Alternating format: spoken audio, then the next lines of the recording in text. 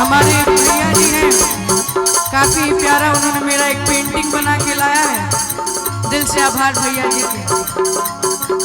आगे आ जाइए।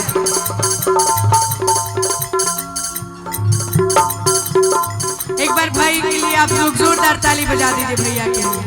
अच्छा, जब झारखंड में आयल बनी जा तो झारखंड के शान बाबा बैजनाथ देवघर जो झारखंड के शान है, तो जब हमने के झारखंड में आयल बनी जा और जब तक शिव जी के एगो भजन ना हो तो मजा नहीं। अच्छा के बाबा बैजनाथ के भक्त बाटे तनी खाई जाता तो तनी एक बार जोरदार जयकारी लागे, प्रेम से बोली बाबा बैजनाथ की जटा झूठ बरवाला हरे आरे गंगा के लहरवा हो राम आरे जहरवा रे पियला किली हला मुड़ी के हरवा हो राम जहरवा रे पियला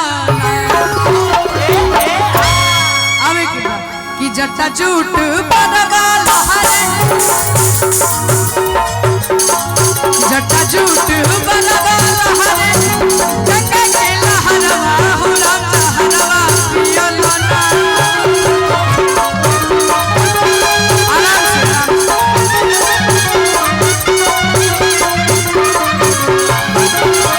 हमारे भैया जी हैं, काफी प्यारा उन्होंने मेरा एक पेंटिंग बना के लाया है। दिल से आभार भैया जी के। आगे आ जाइए।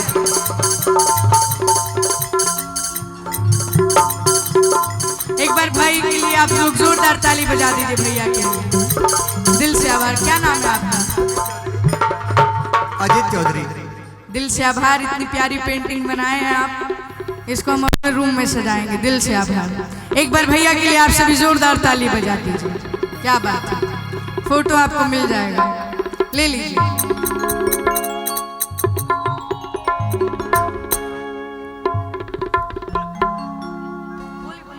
हेलो, इतने चाहने वाले लोग हैं, झारखंड के लोग इतने प्यारे हैं बाबू। यही झारखंड की धरती है, यहाँ भोजपुरी का कोई ऐसा कलाकार नहीं है कि जो न आया हो। मैं तो चप्पे चप्पा में आ गया हूँ, कर्म भूमि मानता हूँ, जहाँ से कि बड़े सम्मान के साथ महीना में 20 दिन इधर रहता हूँ। संजय भगत जी, तो ये प्यार है। और भैया को बहुत बहुत स्वागत, जो आर्यन बाबू के आप सब लोग दीवाने हैं। कितने लोग आर्यन बाबू को सुनते हैं, एक बार हाथ उठाइए तो कितने लोग चाहने वाले हैं। इधर से मेरी माताएं बहनें, वाह, यूट्यूब वाले भैया इसको जरूर डालिएगा। ये मोहब्बत है, ये संस्कार है, ये सम्मान है। एक बार जोरदार तालियां बजा दीजिए आप लोग अपने प्यारे आर्यन बाबू के लिए। आवे के बाद तली हला मुड़ी की हरवा हो राम जहरवा रे पियला